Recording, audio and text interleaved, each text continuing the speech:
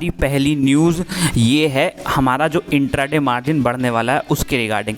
दोस्तों सबको पता है कि 1 दिसंबर 2020 से हमारा क्या होने वाला है, मार्जिन बढ़ने वाला है इंट्राडे में, जो कि सेबी का सर्कुलर आया है नया।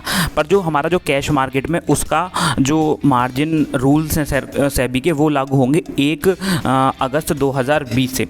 तो जो हमारे ब्रोकर्स हैं उन्होंने रिप्लाई दिया है कि अभी हम इस नॉर्म्स के लिए तैयार नहीं हैं। जो अभी कैश मार्केट में लागू होने वाला है अगस्त 1 से, उस नॉर्म्स के लिए अभी हमारे ब्रोकर्स तैयार नहीं है। और उन्होंने इस मैटर को क्या है फाइनेंस मिनिस्टर तक भी पहुंचाया कि अभी हम इस चीज़ के लिए पूरी तरीके से तैयार नहीं है। तो अभी एक्सपेक्टेड है कि इस जो हमारा इंट्राडे मार्जिन वाला जो सिनेरियो शायद और टाइम एक्सटेंड हो सकता है। जैसे कि अभी 1 दिसंबर 2020 है, वो शायद बढ़ सकता है। पर कैश मार्केट में हमारा 1 अगस्त 2020 से लागू होना था, वो अभी लागू नहीं हो पाएगा, क्योंकि ब्रोकर्स ने इस मैटर को फाइनेंस मिनिस्टर के पास पहुंचाया और उन्होंने ये बोला कि अभी हम इन जो नए नॉर्म्स हैं उनके लिए तैयार नहीं हैं। और उन्होंने ये भी बताया कि अभी हमारे पास इस तरीके सॉफ्टवेयर भी अपडेटेड नहीं है जिससे हम इन नॉर्म्स को अप्लाई कर सकें। तो मोस्ट प्रोबेबली एक्सपेक्टेड ये है कि इसमें डिले हो सकता है। तो दोस्तों जो हमारा सेबी ने मार्जिन का जो ये नया सिनारियो लगाया है वो लगाया था कि भाई कि ज़्यादा बड़ा लॉस ना हो। बट अगर हम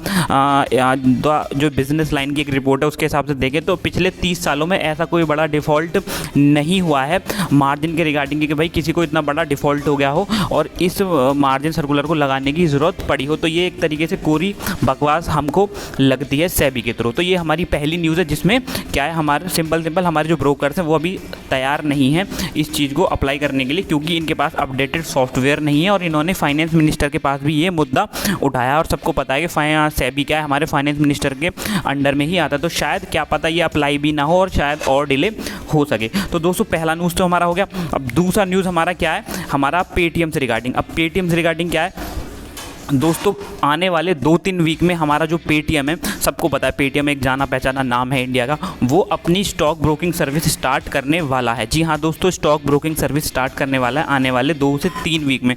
तो उसके रिगार्डिंग यहाँ पे जो इनके फाउंडर हैं उन्होंने यहाँ पे न्यूज़ बताई कि हम आने वाले 2 से 3 वीक में क्या करने वाले हैं, अपना एक खुद का स्टॉक ब्रोकिंग स्टार्ट करने वाले हैं। तो इन्होंने जो सारी परमिशन है वो यहाँ पर इन्होंने ले चुके हैं। वो जनवरी 2020 में ही शायद इन्होंने अपनी परमिशन ले ली थी सेबी से। तो सब कुछ तैयार है, बस आप वेट करिए न्यूज़ का। आने वाले 2-3 वीक में पेटीएम भी शायद अपना एक खुद का ट्रेडिंग प्लेटफॉर्म यहाँ पर लॉन्च कर देगा। और क्या है बिल्कुल नया कंपनी, तो शायद क्या है और ब्रोकर्स को टक्कर भी दे, क्योंकि जाना पहचाना नाम है। तो दूसरी न्यूज़ यही है कि पेटीएम अपना खुद का स्टॉक ब्रोकिंग फर्म है वो लॉन्च करने वाला है दोस्तों। ठीक है, तो ये हमारी आईटीसी के रिज़ल्ट के रिगार्डिंग के दोस्तों। जो हमारा आईटीसी का Q1 का जो रिज़ल्ट आया उसमें जो उसका नेट प्रॉफिट है वो गिर चुका है 26% तक। ठीक है, 2343 करोड़ का जो प्रॉफिट है वो घट चुका है। ठीक है, तो जो उनकी सेल है वो हमारी गिर चुकी है 17%। ठीक है,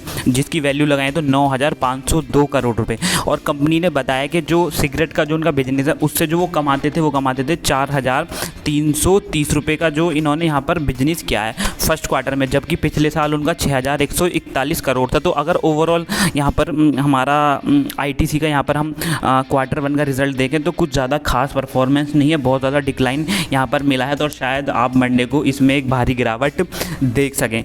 तो मैं एक बार फिर बता दूं, यहाँ पर इनका जो सिगरेट का बिज़नेस का जो रेवेन्यू वो भी काफ़ी ज़्यादा गिर चुका है 2000 करोड़ के आसपास, और 17% इनकी सेल में भी गिरावट आई है।